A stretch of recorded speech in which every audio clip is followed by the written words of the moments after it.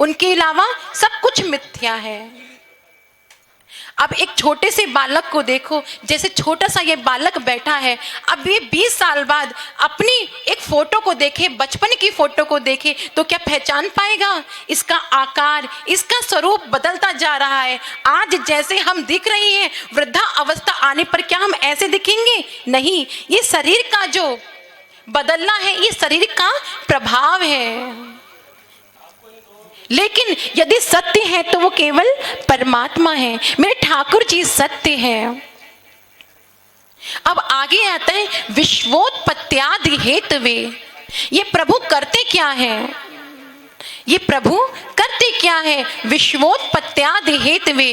प्रभु इस संसार को बनाते हैं, उसका संचार करते हैं और अंत में उस संसार को अपने आप में समा लेते हैं। प्रभु सत चित्त है, प्रभु सत घन है, चित्त घन है और आनंद घन है। भगवान को हमेशा एक मूर्ति ना मानो, भगवान को अपना कोई रिश्ता बनाओ। आप प्लीज बातें मत कीजिए, डिस्टर्ब हो रहा है यहां से। भगवान से कभी भी एक रिश्ता बना करके, श्री राधे, देखिए भगवान सत्य घन है, चित्त घन है और आनंद घन है।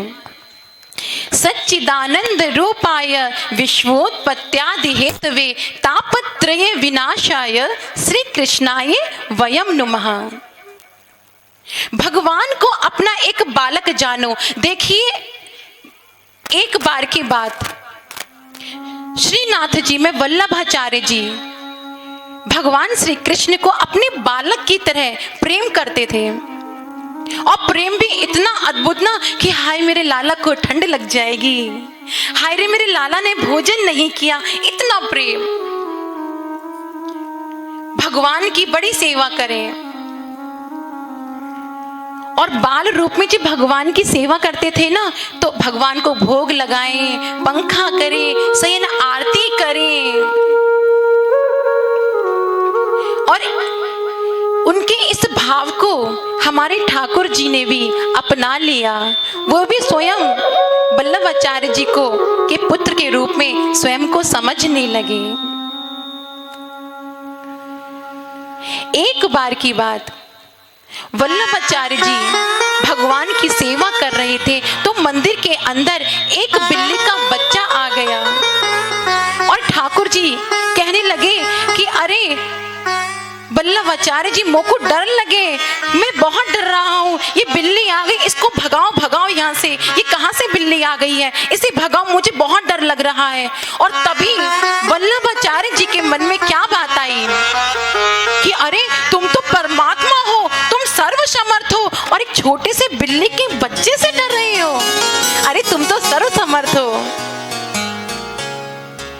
पर जैसे ही वल्लभाचार्य जी के मन में इस प्रकार का विचार आया, भगवान श्री कृष्ण दोबारा कहते हैं कि अरे भैया मुझे बड़ा डर लग रहा है, इस बिल्ली को हटा दो ना।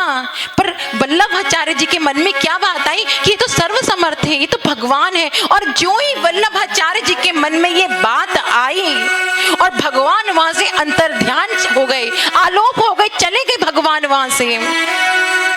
और अब तो वल्लभाचार्य बड़े परेशान, हाय मेरे कन्हैया कहाँ चले गए, अरे मेरे कृष्णा कहाँ चले गए, मुझको छोड़ के न जा, मुझे छोड़ करके न जा, हे कन्हैया लौटा, ना जाने आज मुझसे कैसी भूल हो गई, आज मेरी सेवा में क्या कमी रह गई कि मेरा कन्हैया मुझको छोड़कर चला गया, अब मैं कैसे जीवित रहूंगा, अरे कन्हैया लौट आ, लौट आ।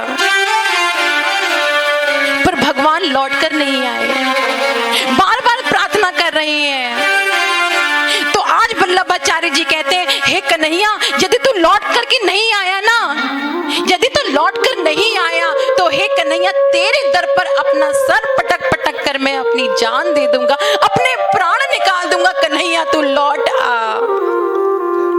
और जब इस प्रकार वल्लभाचार्य जी ने भगवान श्री कृष्ण के मंदिर में अपना सर पटकना शुरू किया, त्यों ही भगवान प्रकट हो गए और कहने लगे कि हे वल्लभाचार्य, तुमने मेरी जीवन भर भक्ति करी, बहुत सेवा करी, पर मैं तुम्हारे साथ तब तक था, मैं आपके साथ तब तक था जब तक आप मुझको एक रिश्ता, एक अपनापन, उस भाव से देखते थे। पर आज तो वल्लभाचार्य जी आपने मुझको भगवान समझ लिया, पर भगवान तो कभी रहते नहीं है, उनके लिए तो सभी समान है, सभी प्राणी, सभी जीव जंतु समान हैं। तो आज वल्लभाचार्य जी को अपनी गलती का बड़ा एहसास हुआ। कहते हैं ना जाने ये मेरे भाव को क्या हो गया, आज मेरा कन्हैया चला गया। तो कहने का अभिप्राय यह है कि भगवान से एक रिश्ता जोड़ो, भगवान को अपना मानो, प्रेम के भूखे भगवान। अरे जब उद्धव जी गोपियों के पास गए थे ज्ञान सिखाने के लिए, ज्ञान की पोथी पढ़ाने के लिए, जब मेरे कन्हैया गोपियों के पास गए, तो आज जब उद्धव जी लौट कर आए हैं तो प्रेम की भाषा बोल रहे हैं और कहते हैं कन्हैया तू तो बड़ा निष्ठुर है, तू बड़ा निष्ठुर है, देखना गोपियां तेरे विरह में कितनी परेशान है, तुझको उनकी याद नहीं आती, तुझे दया नहीं आती। तो आज भगवान श्री कृष्ण उद्धव जी से कहते हैं कि अरे उद्धव जी आपको यही तो समझाना था, यही समझाना था, मैं ज्ञान से नहीं रिश्ता, मैं तो भाव से रिश्ता हूँ। अरे मेरे लिए दो आंसू बहा कर तो देख, तेरी बाह ना पकड़ लूं तो फिर तू कहना, तेरी बाह ना पकड़ लूं तो फिर तू कहना। पर हम भी कितने स्वार्थी हैं ना, भगवान के मंदिर भी जाते हैं तो कहते हैं मेरे बेटे की शादी करा दे तो 101 रुपए का प्रसाद चढ़ाऊंगी। कि भगवान तुम्हारे 101 रुपए के भूखे हैं, वो तो सर्वसमर्थ है। लाला मेरा ये काम करा दे, तेरे को ये चढ़ाऊंगी। भगवान को आपसे कुछ नहीं चाहिए, भगवान को सिर्फ आपका भाव चाहिए। उनसे रिश्ता तो जोड़ो, भगवान को चैतन्य रूप में तो जानो। अर्थात मेरे कन्हैया कैसे हैं? चैतन्य है, चित्त घन है, और तीसरा आनंद घन है। आनंद केवल मेरे श्री कृष्ण है, उनके अलावा कुछ भी आनंद नहीं है। हम एक रसगुल्ला खा लेते हैं, फिर क्या कहते हैं, अजीब बड़ा आनंद आ गया, आज तो बहुत आनंद आया, रसगुल्ला खा करके पेट भर गया। आप एक रसगुल्ला खाओ, 2 रसगुल्ला खाओ, 3 रसगुल्ला खाओ, उसके बाद वही रसगुल्ला आपके पेट में दर्द करना शुरू कर देगा। वो सुख भी दुख में परिवर्तित हो जाएगा। ये सुख बिना स्थिर नहीं है। यदि आनंद है तो वो केवल हमारे ठाकुर जी में आनंद है, हमारे कन्हैया में आनंद है, वो साक्षात आनंद स्वरूप है। हमारे रास बिहारी जी आनंद सच्चिदानंद स्वरूपाय विश्वोत्पत्त्यादि हेतवे। भगवान क्या करते हैं? भगवान विश्व का पालन कर, भगवान विश्व को बनाते हैं, उसका पालन करते हैं और बाद में स्वयं में ही उसको समा लेते हैं। ऐसे कौन है? ऐसे करने वाले केवल मेरे ठाकुर जी हैं, जो कि सर्व समर्थ हैं। हम आप में इतनी ताकत नहीं है। क्या हम में इतनी ताकत है? नहीं है। ये केवल हमारे बांके बिहारी जी में इतनी ताकत है। तापत्रय विनाशाय श्री कृष्णाय वयम नमः। भगवान क्या करते हैं? भगवान तीनों तापों का हरण करते हैं। वो 3 ताप कौन कौन से हैं? दैहिक, दैविक, भौतिक ताप। भगवान तीनों तापों का हरण करते हैं। अब देखिए, दैहिक ताप कौन सा ताप होता है? जो हमारे शरीर में पीड़ा करता है, रोग देता है। कहीं जा रहे हैं और चोट लग गई तो हमारे शरीर को पीड़ा हुई ना, उस पीड़ा को जो हरण करते हैं वो मेरे केवल ठाकुर जी हैं। दैविक ताप, अब दैविक ताप कौन सा है? अभी कोरोना काल आया, वो क्या था? दैविक ताप था। एक हम पे आपदा आई, बाढ़ आई, आपदा आई, ये कौन सा ताप है? दैविक ताप। भौतिक ताप, हम शरीर से भी स्वस्थ हैं, प्रभु की भी महिमा हम पर खूब बरस रही है, लेकिन भौतिक ताप है, धन नहीं है, घर में बहू आई हुई है, और भैया जब से बहू आई है ना घर में, बस कुछ कह दो फिर तो पुलिस घर में ही आनी है, कुछ कह नहीं सकते। भौतिक ताप, मानसिक ताप, इस प्रकार जो तीनों तापों का हरण करते हैं वो केवल मेरे ठाकुर जी हैं। ऐसी शक्ति केवल मेरे कन्हैया में है। दैहिक दैविक भौतिक तापा, दैहिक दैविक भौतिक तापा, दैहिक दैविक भौतिक तापा, दैहिक दैविक भौतिक तापा, राम राज्य का तू नहीं व्यापा, ओ राम राज्य का तू नहीं व्यापा। ऐसे हमारे भगवान श्री कृष्ण हैं कि उनकी कृपा जिन पर हो जाती है उनको किसी भी प्रकार का ताप दुख किंचित मात्र भी प्रवेश नहीं कर सकता। कोई तन दुखी, कोई मन दुखी, कोई धन बिन रहत उदास, थोड़े थोड़े सब दुखी, सुखी राम के दास। कोई तन से दुखी है, कोई मन से दुखी है, कोई धन के बिन उदास रहता है। स्वामी जी, यदि कोई सुखी है तो वो केवल मेरे प्रभु का दास सुखी है। अर्थात यदि सुख है, आनंद है तो भगवान श्री कृष्ण के चरणों में ही है। कबीरा सब जग निर्धना, धनवंता नहीं कोई, धनवंता सोई जानिए, जाको राम नाम धन हुई।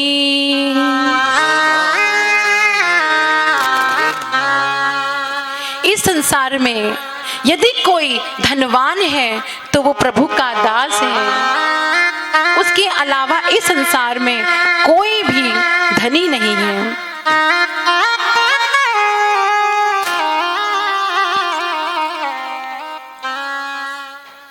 एक बार की बात, शौनकादिक ऋषि, ये शौनकादिक ऋषि कौन है? 88,000 शौनकादिक ऋषि, जिनकी जो आयु है वे कई हजारों करोड़ों वर्ष उनकी आयु है। इतनी बड़ी बड़ी महाराज उनकी दाढ़ी हो गई है, खूब तपस्या करते हैं, हरिनाम संकीर्तन करते हैं। एक बार की बात, 88,000 शौनकादिक ऋषि तपस्या कर रहे थे, उनके मन में कहीं पर भी शांति नहीं हुई, बड़े परेशान।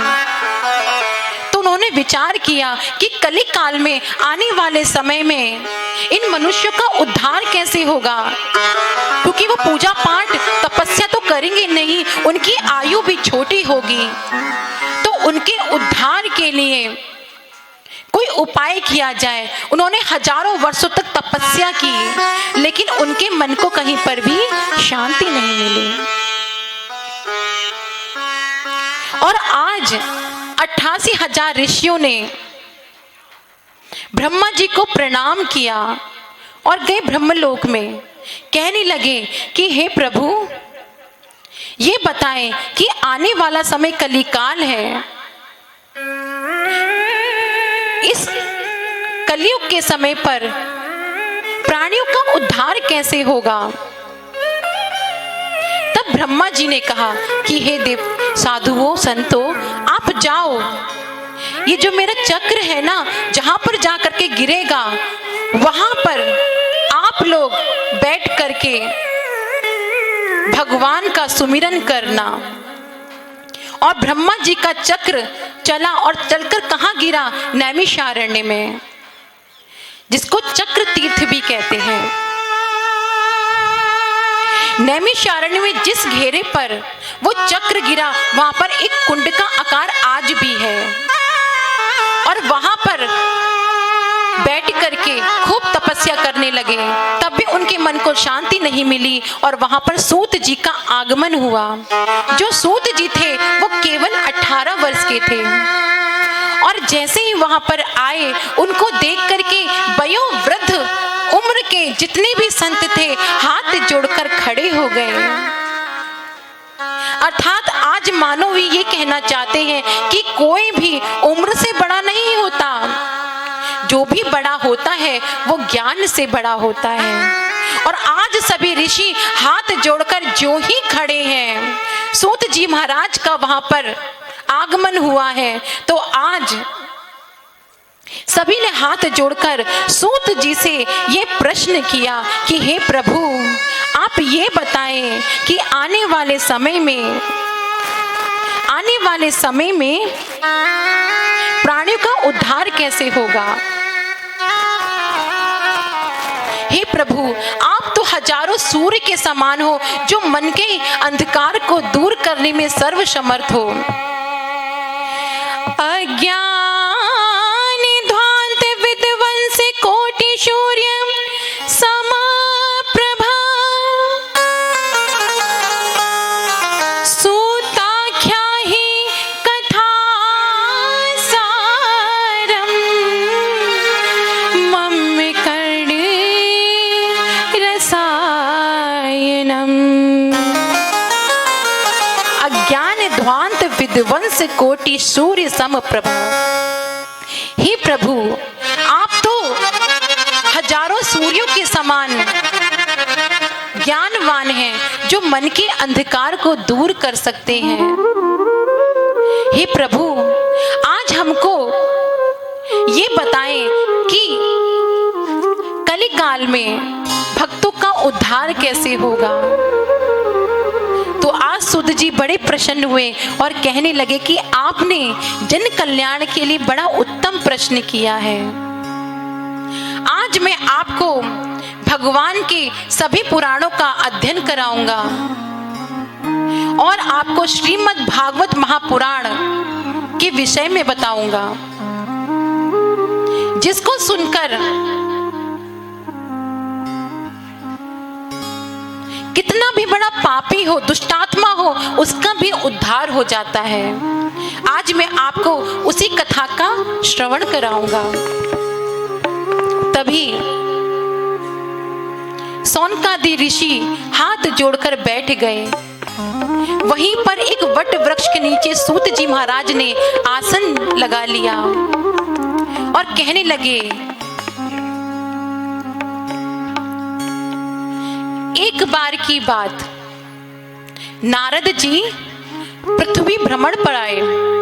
नारद जी पृथ्वी पर आए और कहने लगे कि मैंने सुना है, देवता कहते हैं कि भाई पृथ्वी लोक में तो बड़ा ही आनंद है, बड़ा ही सुख है, चलो आज पृथ्वी लोक पर चलना चाहिए।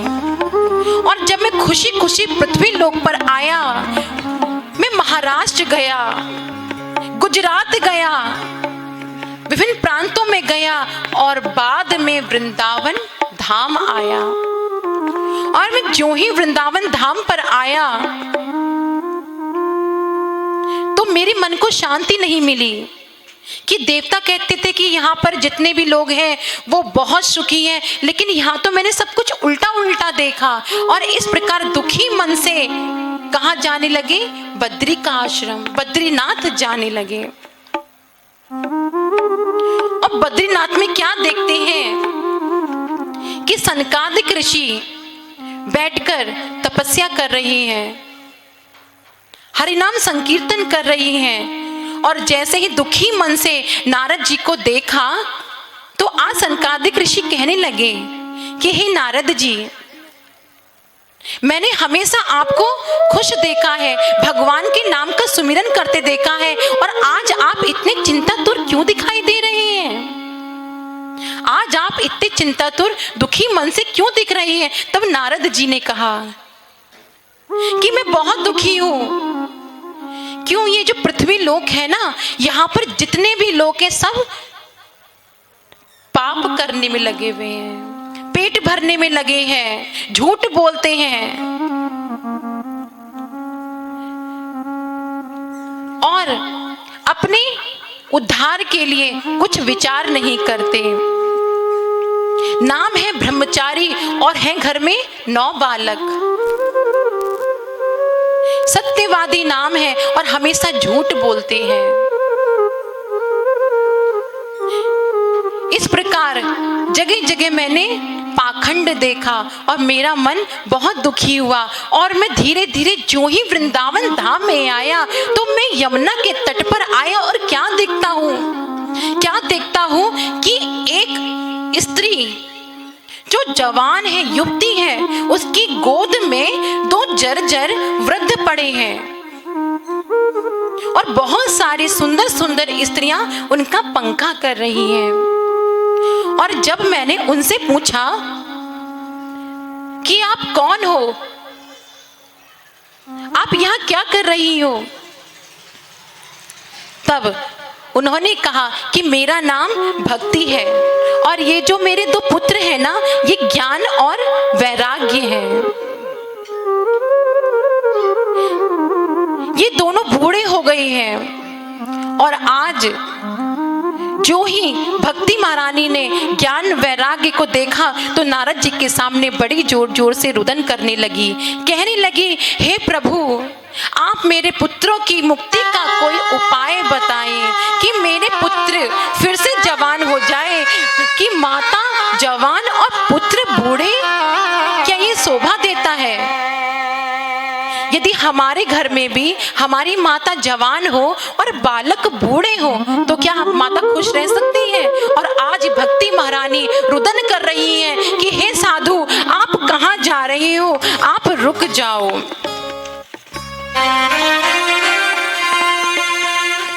आप मत जाओ, क्योंकि ये जो मेरे पुत्र है ना, इनके उद्धार का उपाय केवल आप बता सकते हो। भो भो साधो क्षणं तिष्ठ मच चिंतामपि नाशय दर्शनं तविलोकस्य सर्वयादहरं परम। भो साधो क्षणं तिष्ठ, हे साधु कहाँ जा रहे हो, जरा यहाँ ठहरो, मेरी बात सुनो। और जब मैंने इस प्रकार उनकी बात सुनी तो मैंने उनको वचन दिया कि हे भक्ति महारानी, तेरे दोनों पुत्रों को मैं जवान करूंगा। मैंने उनको वेद वेदांग सुनाए, मंत्र सुनाए, पर जैसे ही मैं उनके कान में वेद वेदांग सुनाता था वो कुछ समय के लिए खड़े होते और फिर बेहोश हो जाते। और इस प्रकार मैं विभिन्न प्रकार संतों से पूछता गया, लेकिन उनकी मुक्ति का मुझे कहीं उपाय नहीं मिला। तब मैंने सूर्यदेव का आराधना की और उनसे जब प्रार्थना की तब आकाशवाणी हुई और उस आकाशवाणी ने कहा कि तुम जाकर सत्कर्म करो। अब ये सत्कर्म क्या है, आप मुझे बताइए। और आज जब सनकादिक ऋषियों से इस प्रकार प्रश्न किया है तो नारद जी कहते हैं, आज मेरे मन का भार कुछ हल्का हो गया है। आज मेरे मन का भार कुछ हल्का हो गया है। अब ये सनकादिक ऋषि कौन हैं? ये देखने में छोटे छोटे 8 साल के बालक हैं। ये कभी कहीं नहीं जाते, एक एक स्थान पर बैठकर प्रभु का हमेशा नाम सुमिरन करते हैं। ये सनकादिक ऋषि वही है। एक बार की बात, भगवान शिव शंकर माता पार्वती के साथ नंदी पर सवार होकर के भ्रमण के लिए निकले थे और बद्रिका आश्रम में ये चारों भाई तपस्या कर रहे थे। और इन्होंने जब भगवान शिव शंकर को देखा तो भगवान शिव ये अपनी तपस्या में मग्न थे। भगवान शिव शंकर और माता पार्वती जब वहां से निकलकर जा रहे थे तब भगवान शिव शंकर ने इन चारों को देखा और इनको प्रणाम करने लगे। जो ही इन्होंने प्रणाम किया तो उन्होंने इसका कुछ उत्तर नहीं दिया। इस बात का शंकर जी को तो कोई बुरा नहीं लगा, पर माता पार्वती जी को इस बात का बड़ा बुरा लगा। उन्होंने कहा कि जाओ तुम ऊंट बन जाओ, और जो ही उनको ऊंट बनने का श्राप दिया वो चारों भाई ऊंट बन गए। और ऊंट बनते ही बड़े जोर जोर से नाचने लगे, बड़ी जोर जोर से कीर्तन करने लगे कि माता तुम्हारी जय हो, हे शंकर जी तुम्हारी जय हो, आपने हमें कितना सुंदर आज आशीर्वाद दे दिया। माता पार्वती कहने लगी कि मैंने तुम्हें आशीर्वाद दे दिया? अरे मैंने तो तुमको श्राप दिया था। ये आशीर्वाद थोड़ी ना है कि तुम ऊंट बन जाओ। और जो ही वो ऊंट बने तो कहने लगे कि हे मैया, ये जो आपने हमको श्राप दिया है ना, ये हमारे लिए आशीर्वाद ही हो गया। क्योंकि जब हम मनुष्य रूप में थे तो हम 24 घंटे भगवान श्री हरि का सुमिरन करते थे, लेकिन कुछ समय के लिए जब अपने शारीरिक कर्म के लिए हम जाते थे तो वो हमारा समय बर्बाद होता था। लेकिन मैया, आज जो आपने आशीर्वाद दिया है ना कि ऊंट बन जाओ, तो आज हम जैसे ही ऊंट बने हैं तो ऊंट तो पेट में भोजन और जल संचित कर लेता है और पड़ा रहता है। अरे मैया, अब तो हमारा वो भी समय बच गया। अब तो हम हर घड़ी हर क्षण अपने कन्हैया का स्मरण कर सकेंगे। ऐसे सनकादिक ऋषि हैं। और आज जब नारद जी ने उन सनकादिक ऋषियों को ये बात बताई तो सनकादिक ऋषियों ने कहा कि आप श्रीमद् भागवत महापुराण सुनाओ। नारद जी ने कहा श्रीमद् भागवत महापुराण? अरे महाराज, मैंने उनको वेद वेदांग सुना दिए। जब वेद वेदांग सुनने के पश्चात वो ठीक नहीं हुए तो क्या भागवत सुना करके वो ठीक हो जाएंगे? आपको ऐसा लगता है? तो सनकादिक ऋषि कहने लगे कि देखिए, जैसे कोई वृक्ष होता है तो हम वृक्ष को तो नहीं खा सकते, उसके फल को ही खाते हैं ना। तो जो ये फल है, ये फल रूपी कौन है? श्रीमद् भागवत महापुराण।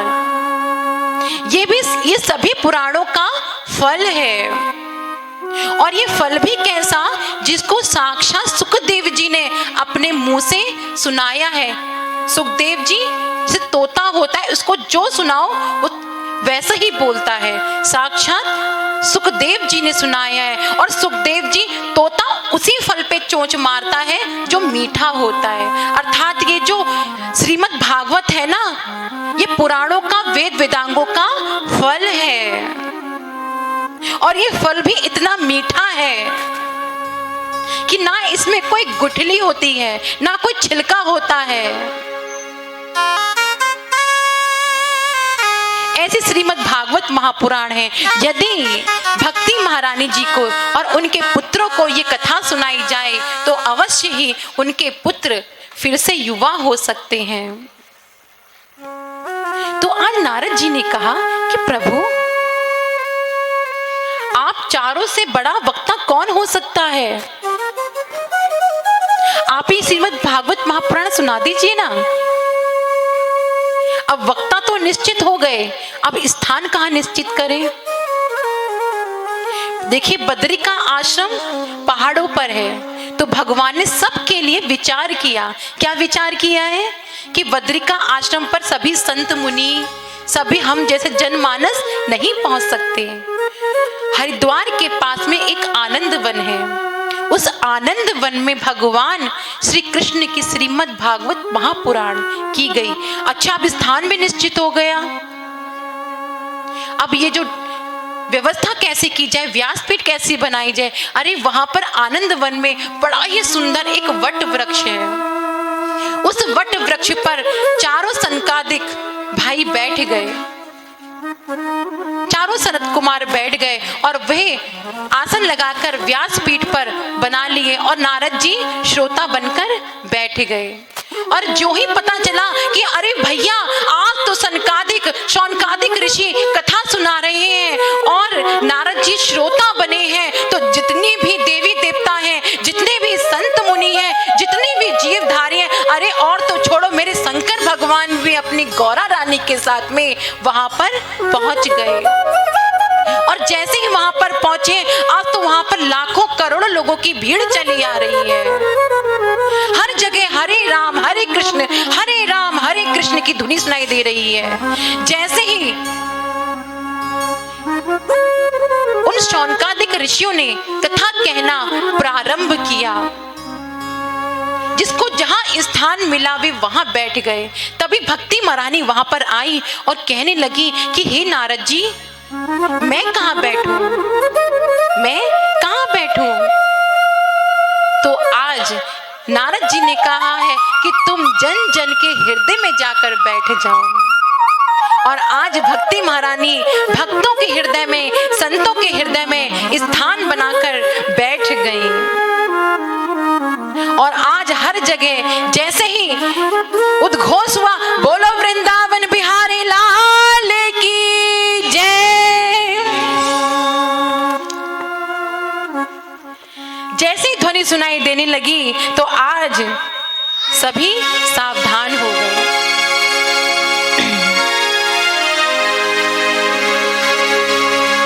हरि का भजन करो, हरि है हमारा, हरि का भजन करो, हरि है हमारा, हरि का भजन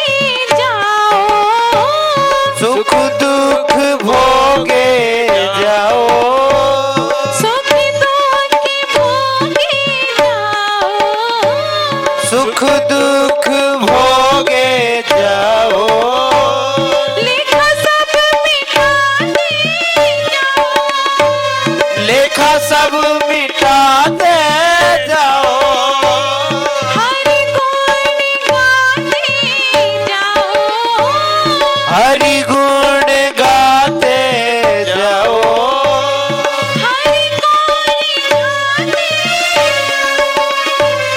हरि को रिझाते जाओ,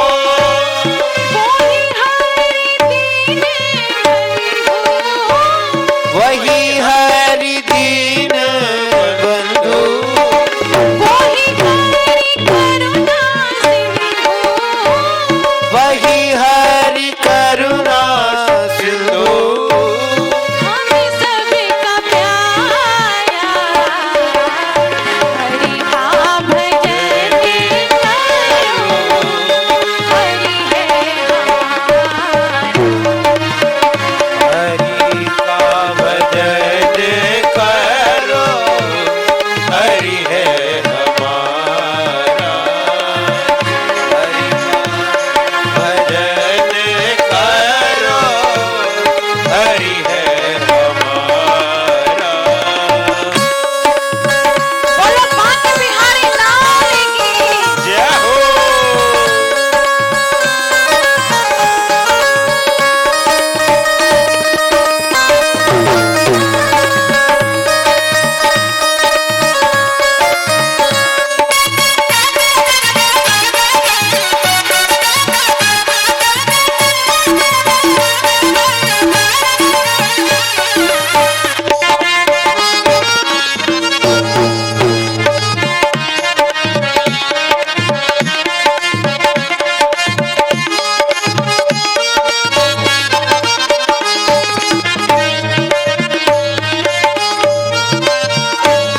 दीनों पर दया करो, दीनों पर दया करो, दीनों पर दया करो, दीनों पर दया करो, मनो तो सेवा भी करो, भक्तों से बातें करो, मोह सब दूर करो, मोह सब दूर करो, प्रेम हरि ही से करो, प्रेम हरि ही से करो, यही भक्ति यही योग, यही भक्ति यही योग, यही भक्ति यही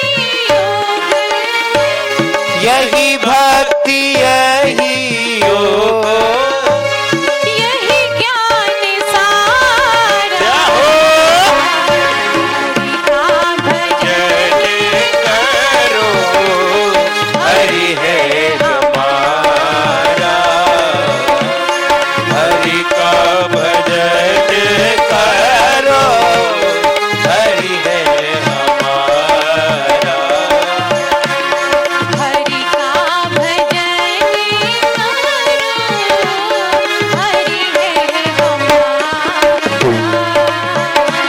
हरि का भजन करो, हरि है हमारा। राधे राधे राधे राधे राधे राधे राधे, राधे राधे राधे राधे राधे राधे राधे,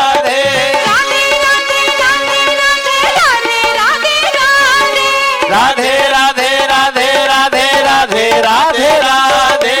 राधे राधे राधे राधे, राधे राधे राधे राधे राधे राधे राधे, राधे राधे राधे राधे राधे राधे, राधे राधे राधे राधे राधे राधे राधे, राधे राधे राधे राधे राधे राधे राधे, राधे राधे राधे राधे राधे राधे राधे, राधे राधे राधे राधे राधे राधे, राधे राधे राधे राधे राधे राधे राधे, राधे राधे राधे राधे राधे राधे राधे, राधे राधे राधे राधे राधे राधे राधे, राधे राधे राधे राधे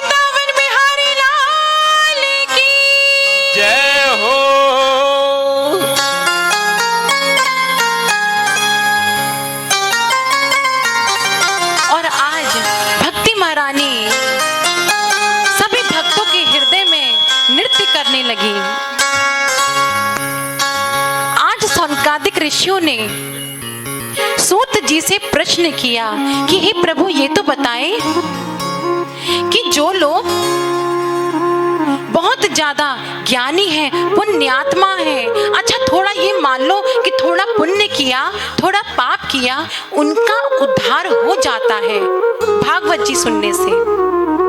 क्या कोई ऐसा भी है कि बहुत पापी है जिसका कहीं उद्धार नहीं हो सकता?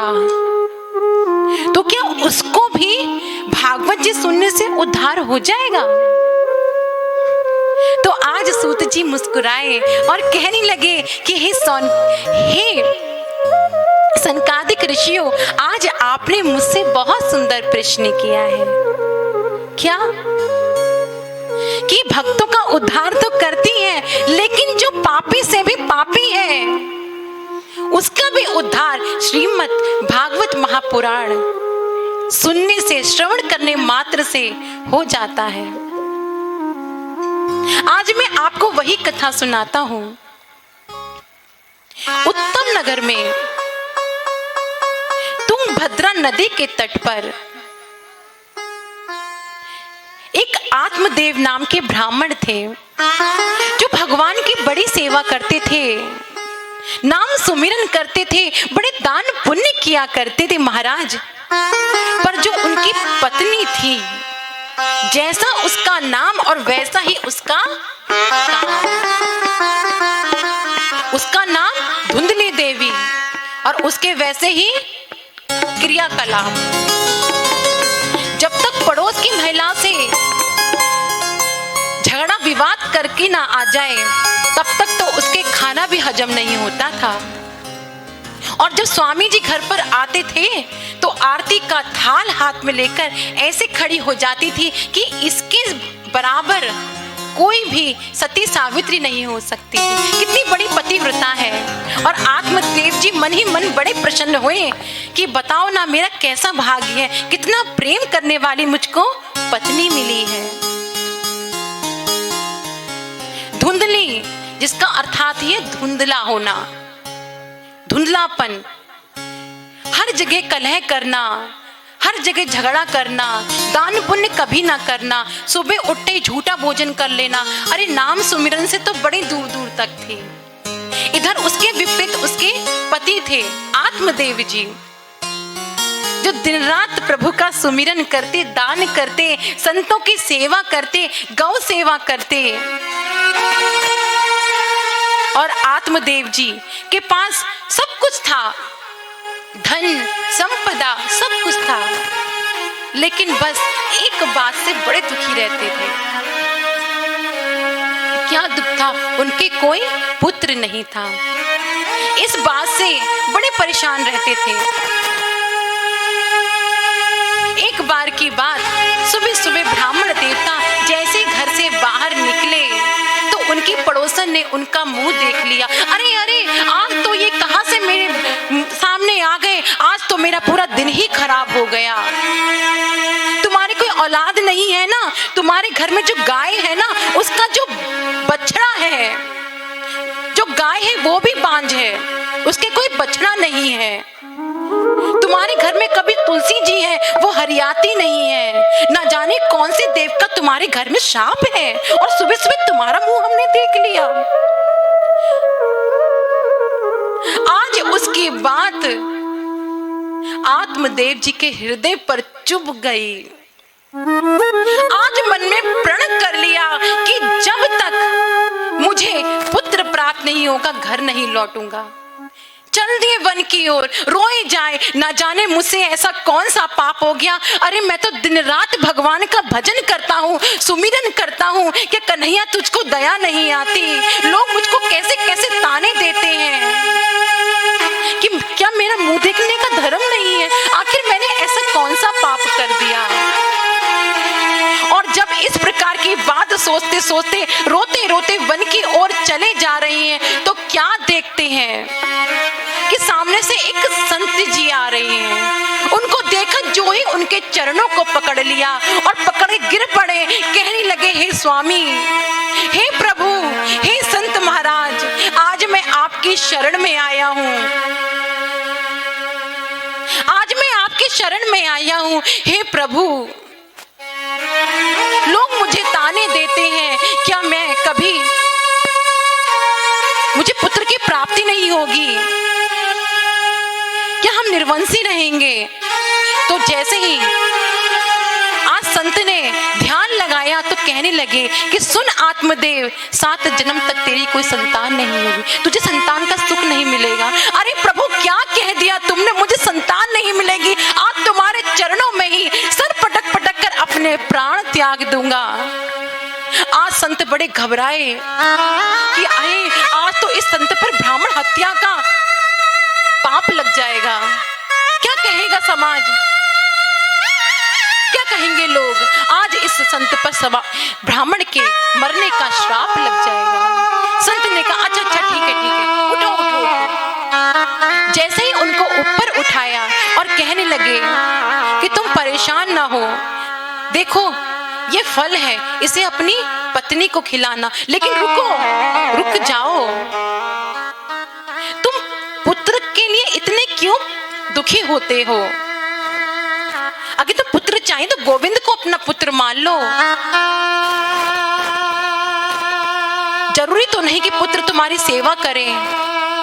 नहीं प्रभु, जो मेरे पितर हैं उनका उद्धार कैसे होगा, मेरे मरने के पश्चात मुझको पानी कौन देगा। आज संत ने बहुत समझाया पर आत्मदेव जी एक बात नहीं समझे। संत ने कहा अच्छा ये फल लेकर जाओ और अपनी पत्नी को खिला देना। ब्राह्मण देवता बड़े प्रसन्न हुए, दौड़े घर आए। अरे सुनती हो, अरे देवी सुनो, आज ये जो फल मिला है ना, ये बड़ा अद्भुत फल है, ये फल बड़ा अद्भुत है, एक सिद्ध संत ने दिया है, तुम इसको खा लो, गर्भवती हो जाओगी, 9वें महीने में पुत्र होगा और हम भी माता पिता बन पाएंगे, हमें भी संतान सुख प्राप्त होगा। ऐसी बात जो ही आत्मदेव जी ने अपनी धुंधली पत्नी से कहा, पत्नी ने कहा स्वामी जैसी आज्ञा, पर एक बात सुनो, मैं ऐसा करती हूँ ना, पहले स्नान कराओ, संत ने फल दिया है, स्नान करूं, ठाकुर जी के आगे रखूं, फिर मैं इसको ग्रहण कर लूंगी।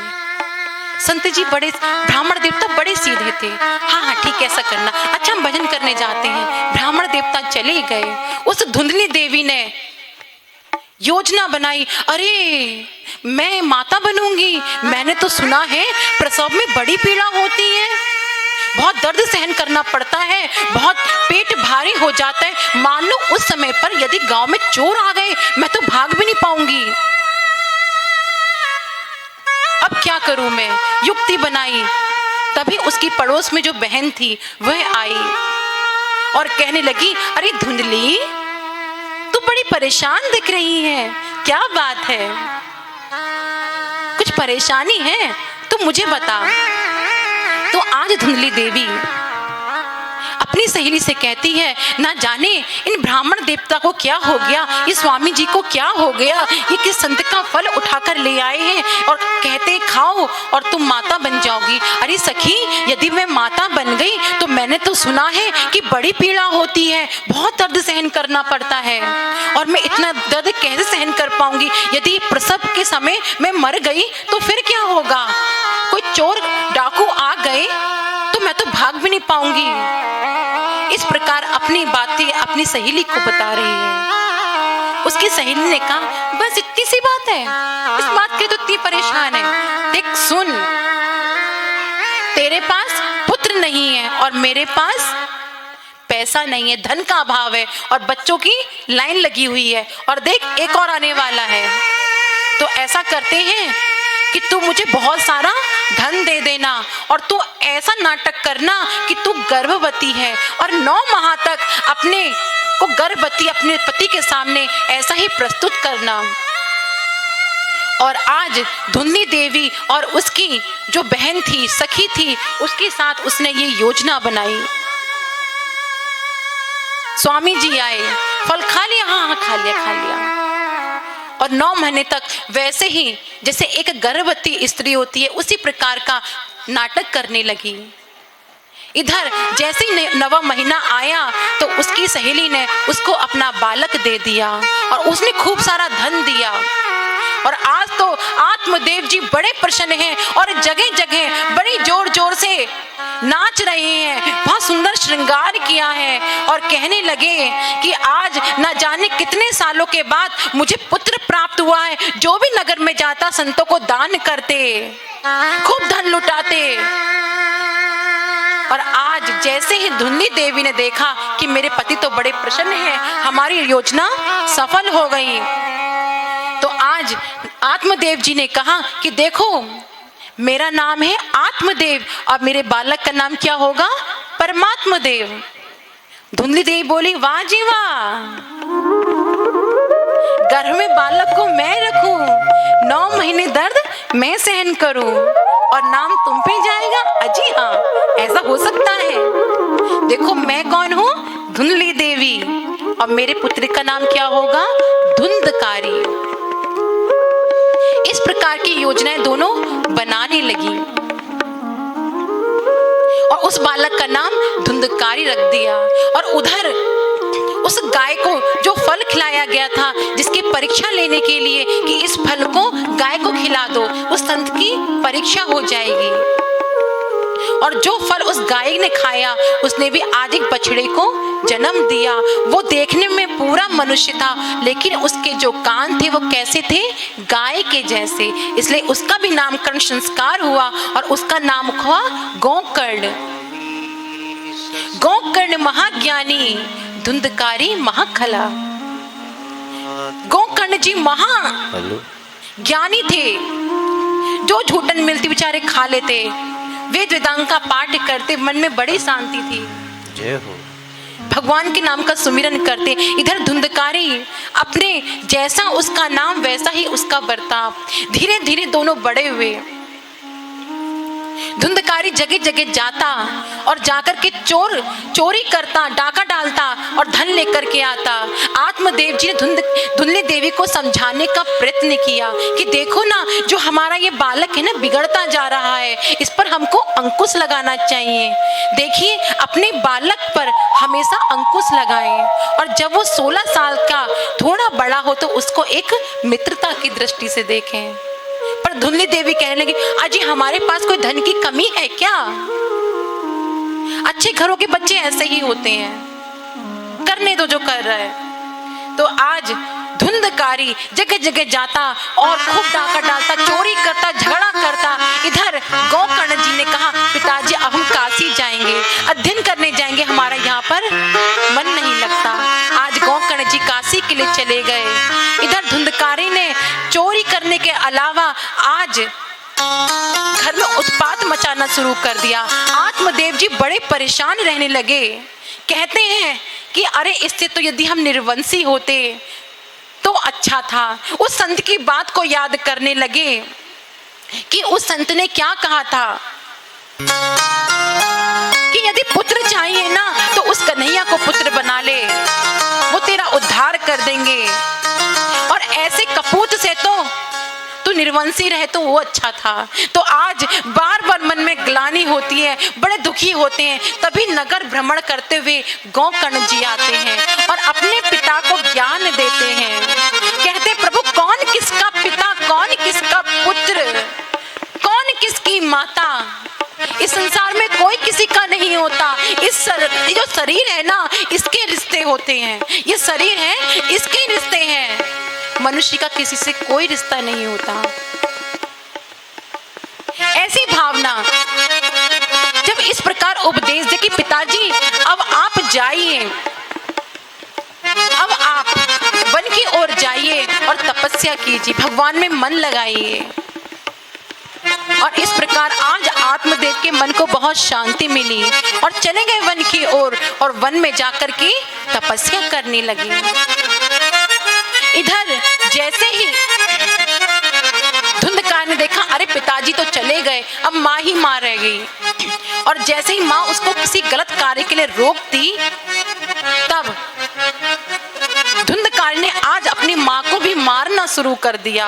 जैसे ही माँ के ऊपर हाथ छोड़ा, माँ को मारा, तो आज माँ की आह निकल गई। हाय, इससे तो अच्छे मेरे पति सही कहा करते थे कि धुंधकार ही है। अरे तुझसे कपूत से अच्छा तो अगर हम हम निर्वंशी रहते वो अच्छा था। आज तूने हमको मारा है, मेरे पति भी चले गए, तूने सारा धन भी खर्च कर दिया और आज तू हमको मारता है, इतने कष्ट देता है। धुलनी देवी बड़ी परेशान रहा करती थी और परेशान करते करते एक दिन उसी के घर के आंगन में एक कुआं था, उस कुएं पे चढ़कर गिर गई और अपने प्राण त्याग दिए। मर गई धुंधली देवी। अब धुंधकारी का पूरे घर में राज था। मां मर गई, पिता वन को चले गए, अब तो खूब मदिरा पान करे और वैश्याओं के साथ में रहे।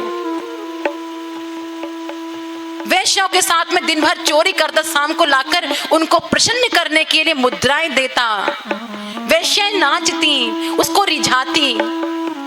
पर एक दिन धीरे धीरे धीरे धीरे सभी धन समाप्त हो गया और जब धन समाप्त हुआ ना तो उन वैश्याओं ने सोचा इसने अपनी मां को भी मार दिया, पिता भी वन को चले गए, इसका धन भी समाप्त हो गया। तो कहने लगी कि जाओ राजा के घर में चोरी करो, चोरी करके धन लेकर के आओ, यदि धन नहीं लाओगे तो हम चली जाएंगी। इस प्रकार जैसे ही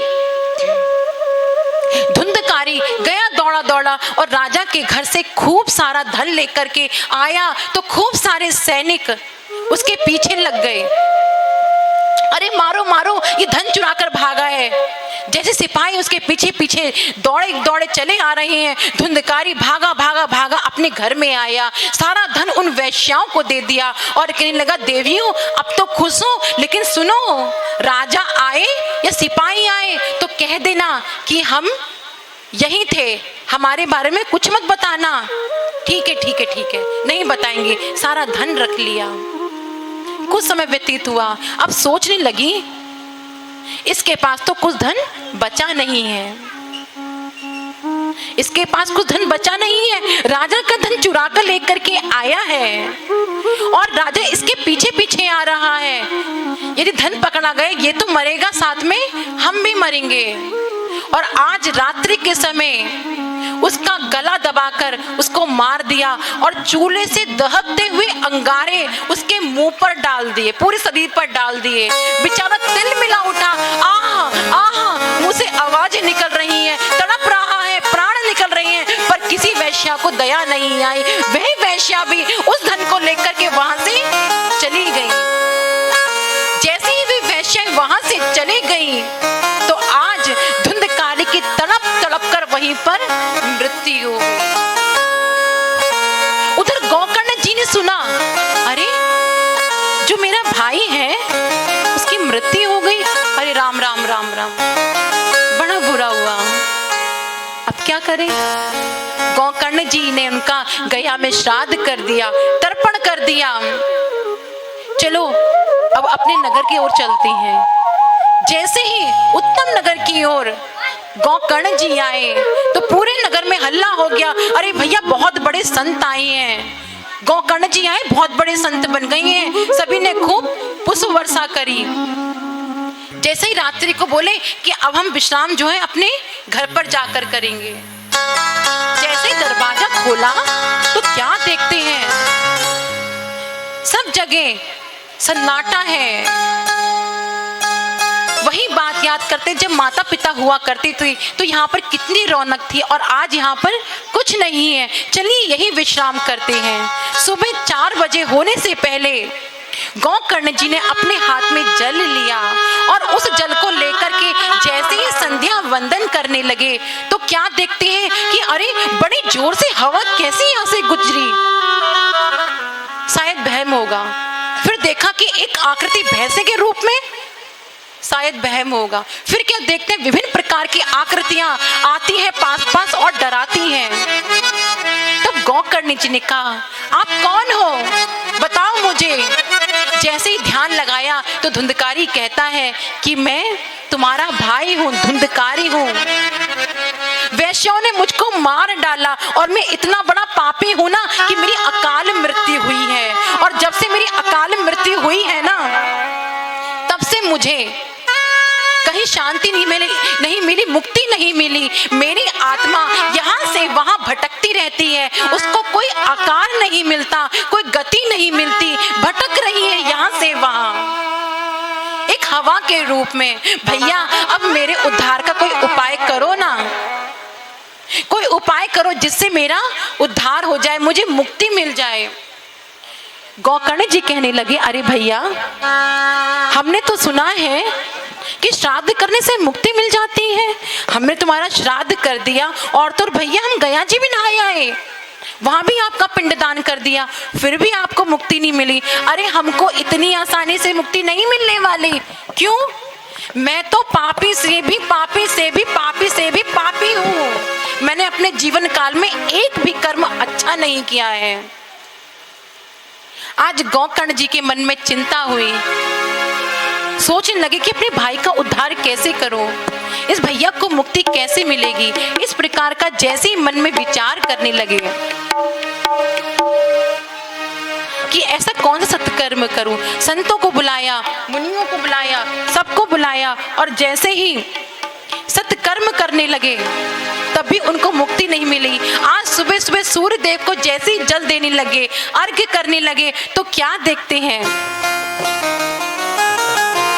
कि साक्षात सूर्य भगवान सामने खड़े हैं। हे प्रभु, मेरे भैया धुंधकारी की मुक्ति का कोई उपाय बता दो, मेरे भैया धुंधकारी की मुक्ति का कोई उपाय बता दो। तो आज सूर्यदेव जी ने कहा है कि श्रीमद् भागवत महापुराण करो, श्रीमद् भागवत महापुराण करो। और जैसे ही पता चला तो आज सभी नगरवासियों से गोकर्ण जी ने कहा कि भैया हम अपने भैया की मुक्ति के लिए उपाय चाहते हैं और यहाँ श्रीमद् भागवत जी का पाठ करना चाहते हैं, क्या आप हमारा सहयोग करोगे? तो आज सभी ने कहा नेकी और पूछ पूछ, ये तो बहुत अच्छी बात है।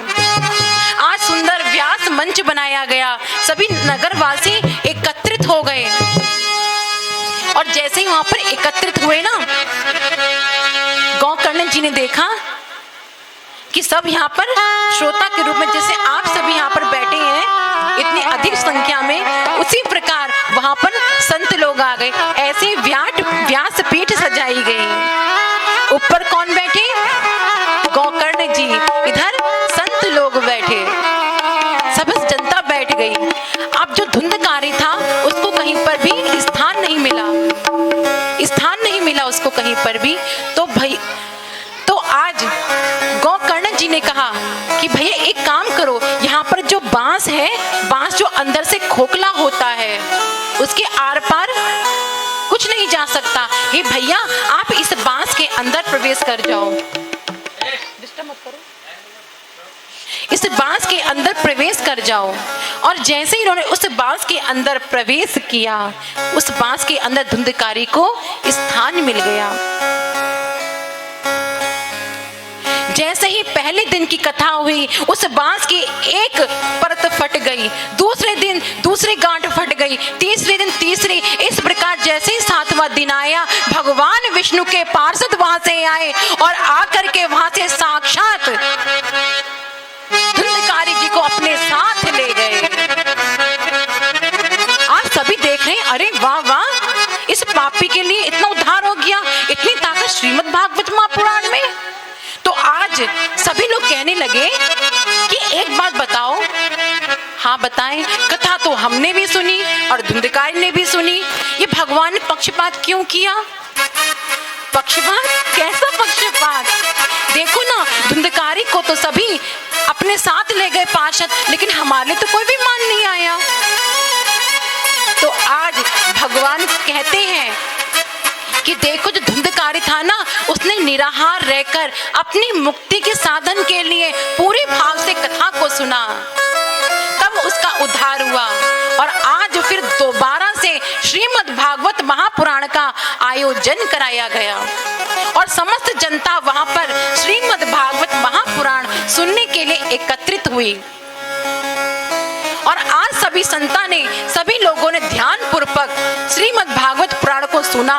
तो आज हजारों की संख्या में, लाखों की संख्या में वैकुंठ धाम धाम से भगवान के पार्षद विमान लेकर के आए और सभी लोगों को अपने साथ ले गए। बोलो भक्त वत्सल भगवान की जय। ऐसे हमारे ठाकुर जी हैं। ये श्रीमद् भागवत महापुराण की महिमा है।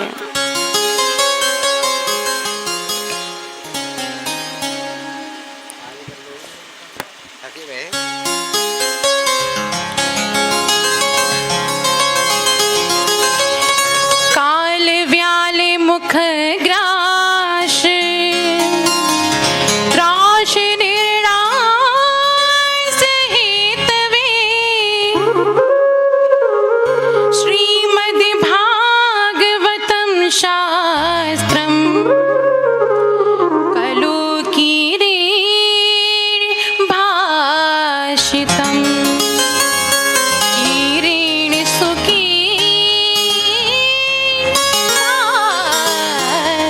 सीतम।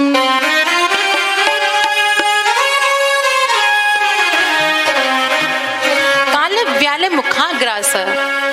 हम सभी लोग इतने परेशान दुखी क्यों रहते हैं?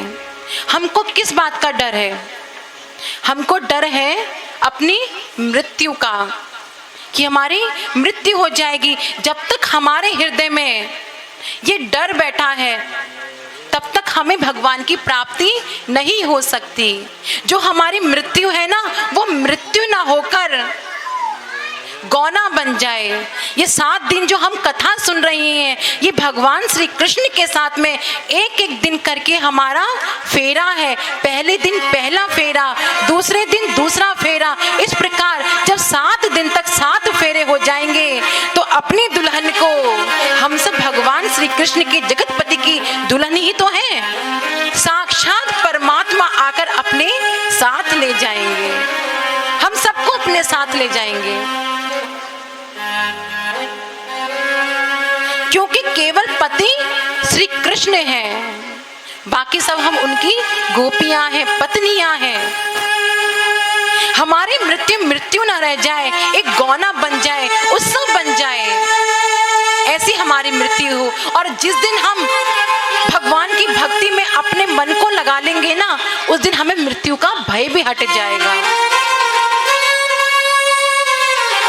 जिधर श्री कृष्ण के चरणों में हमारी प्रीति हो जाएगी, उस दिन मृत्यु का भय नहीं रहेगा।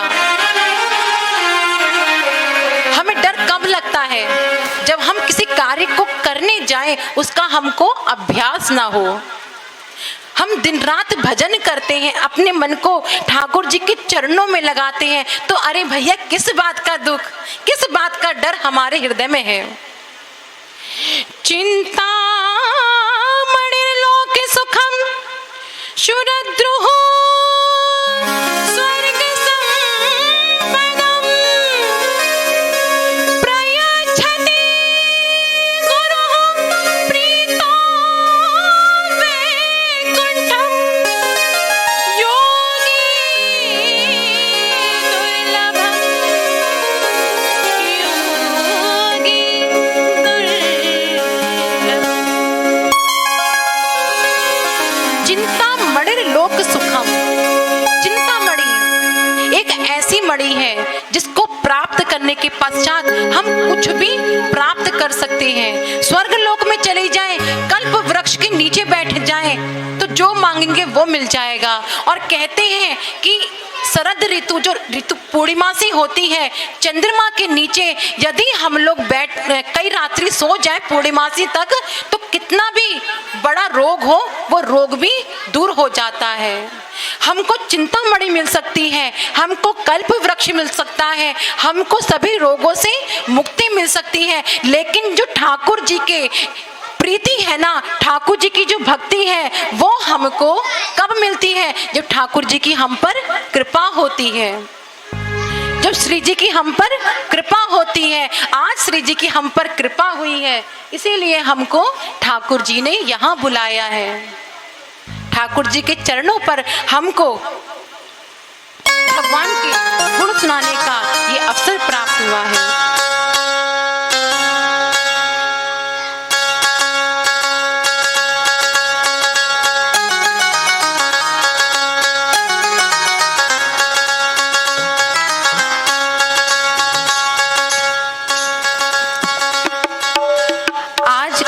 यहीं विश्राम करेंगे, समय अधिक हो गया है और आगे कथा कल सुनाएंगे, है ना। एक भजन के साथ में कथा को आज यही विश्राम करते हैं। आज बड़ी सुंदर हमारी कलश यात्रा यमुना जी से निकल करके बहुत सुंदर सुंदर हमारी गोपियों ने, ब्रज की गोपियों ने बहुत सुंदर सुंदर नृत्य किया, जल भर कर लेकर के आए। खूब सारे साधु महात्माओं का हमको आशीर्वाद प्राप्त हुआ। साक्षात यमुना जी जल भरा और गोपियों के साथ में आज हमारे ठाकुर जी के चरणों में ये कलश यहाँ पे, मंगल कलश यहाँ पर आज आए हैं। आज ठाकुर जी साक्षात इस दास पर इतनी बड़ी कृपा किए हैं। ऐसी कृपा ठाकुर जी की हम सभी पर हमेशा बनती रहे। ठाकुर जी हमेशा भक्तों पर अपनी ऐसी ही कृपा करते रहे। हे प्रभु मुझे बता दो, हे हरि मुझे बता दो, चरणों में कैसे आऊं। हे प्रभु मुझे बता दो, हे प्रभु मुझे बता दो, चरणों में कैसे आऊं। माया के बंधनों से, माया के बंधनों से छुटकारा कैसे पाऊं। हे प्रभु मुझे बता दो। बोलो वृंदावन बिहारी लाल की, मुझे बता दो।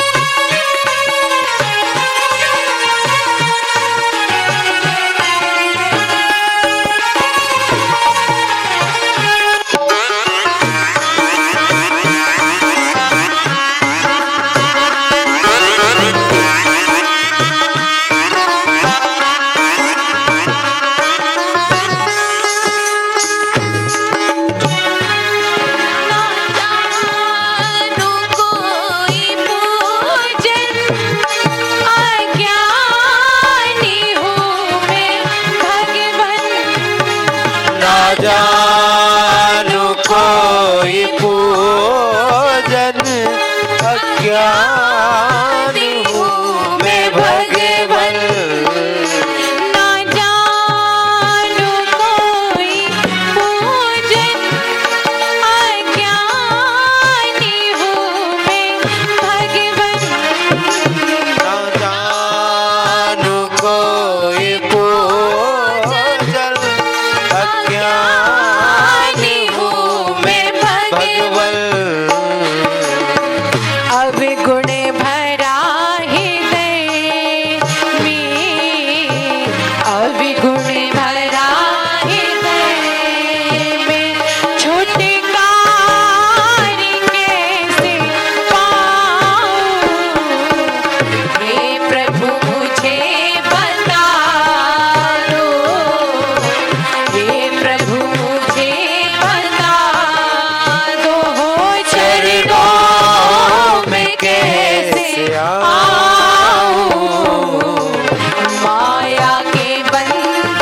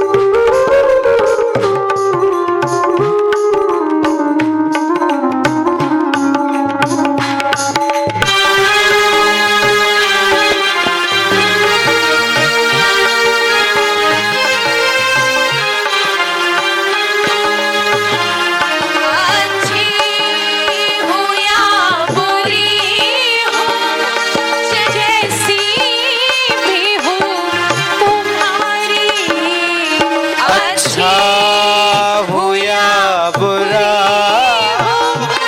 जैसी भी हो तुम्हारी, अच्छी हो या बुरी हो, जैसी भी हो तुम्हारी, अच्छा हो या बुरा हो, जैसा भी हूँ तुम्हारा, ठुकराओ ना मुझे, ठुकराओ ना तुम्हें, तुम चरणों में सिर झुकाओ, हे प्रभु मुझे बता दो, हे हरि मुझे बता दो, चरणों में कैसे आऊं, हे प्रभु मुझे बता दो, बोलो वृंदावन बिहारी लाल की बता।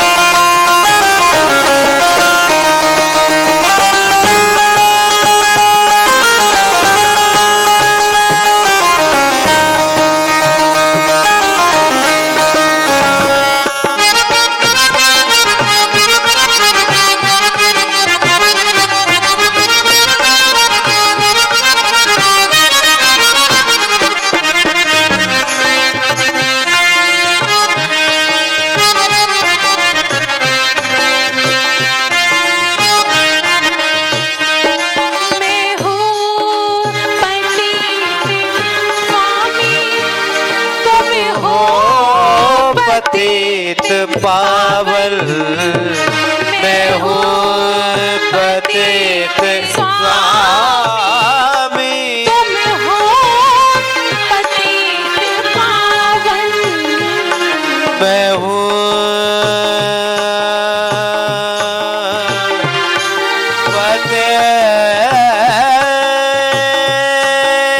पतित पावन, मैं हूँ पतित स्वामी, तुम हो पतित पावल,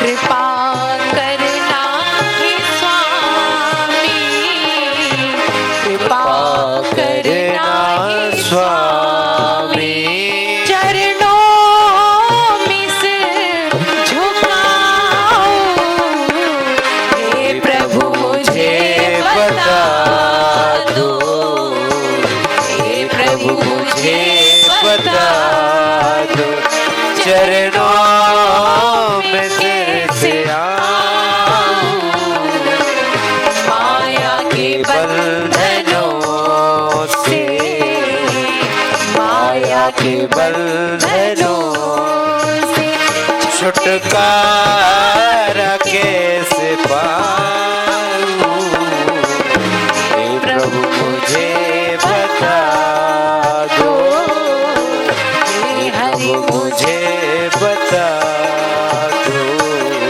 राधे राधे राधे गोविंद राधे, राधे राधे राधे गोविंद राधे, राधे राधे गोविंद राधे, राधे राधे राधे गोविंद राधे, गोविंद राधे गोपाल राधे, गोविंद राधे गोपाल राधे, गोविंद राधे गोपाल राधे, गोविंद राधे गोपाल राधे, गोविंद राधे गोपाल राधे, गोविंद राधे गोपाल राधे, राधे राधे राधे गोविंद राधे, श्री राधे राधे राधे गोविंद राधे,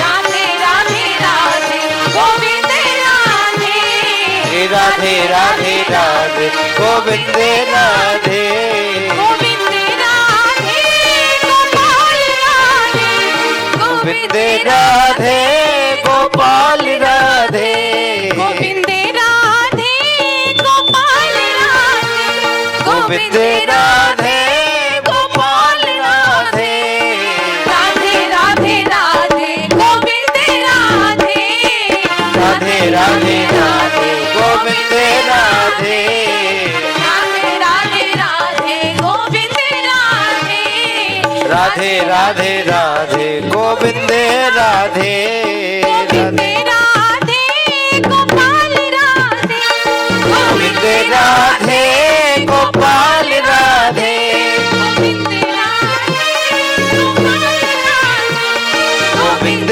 राधे गोपाल राधे राधे राधे राधे गोविंद राधे श्री राधे राधे राधे गोविंद राधे राधे राधे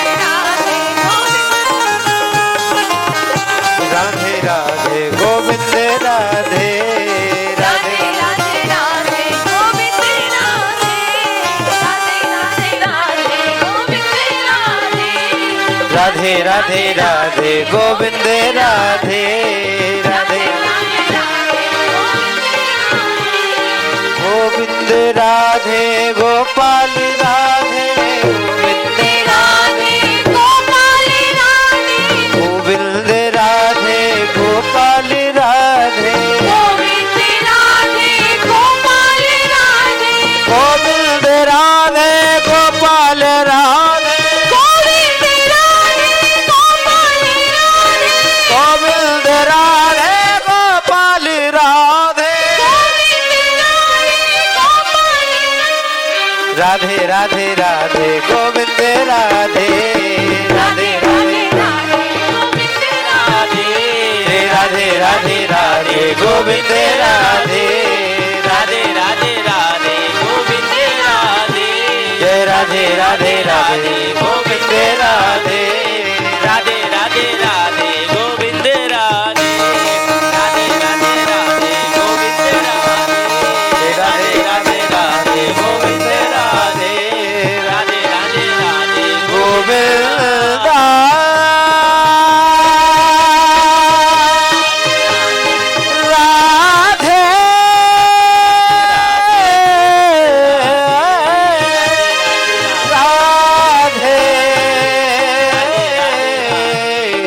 राधे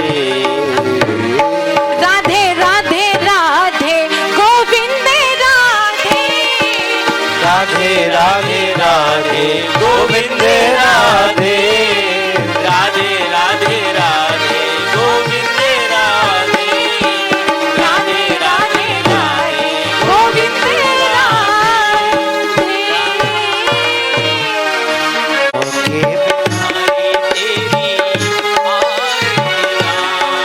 ओ आरती गाऊं प्यारे तुमको मनाऊं आरती गाऊं प्यारे तुमको मनाऊं आरती गाऊं प्यारे तेरा गुण गाऊं आरती गाऊं प्यारे तेरा गुण गाऊं रसिक बिहारी तेरी आरती गाऊं रसिक बिहारी तेरी आरती गाऊं मोर मुकुट तेरे शीस पे सोए मोर मुकुट तेरे शीस पे सोए प्यारी बंसी मेरो मन मोहे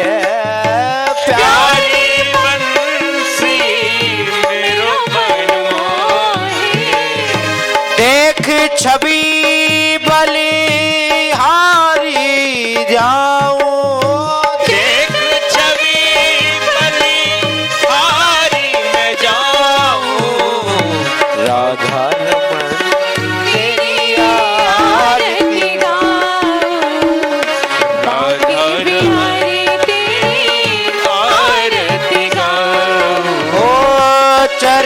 से निकली है गंगा प्यारी, चरणों से निकली है गंगा प्यारी, जिसने सारी दुनिया तारी, जिसने सारी दुनिया तारी, उन चरणों के मैं दर्शन पाऊं, उन चरणों पे मैं दर्शन पाऊं,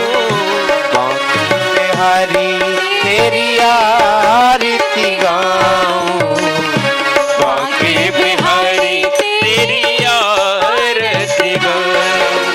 दास अनाथ के नाथ आप हो, दास अनाथ के नाथ आप हो, दुख सुख जीवन प्यार साथ आप हो, सुख दुख जीवन प्यारे साथ आप हो, हरि चरणों में मैं शीश झुकाऊं, हरि चरणों पे मैं शीस झुकाऊं, बांके बिहारी तेरी आरती गाऊं, बांके बिहारी तेरी आरती गाऊं।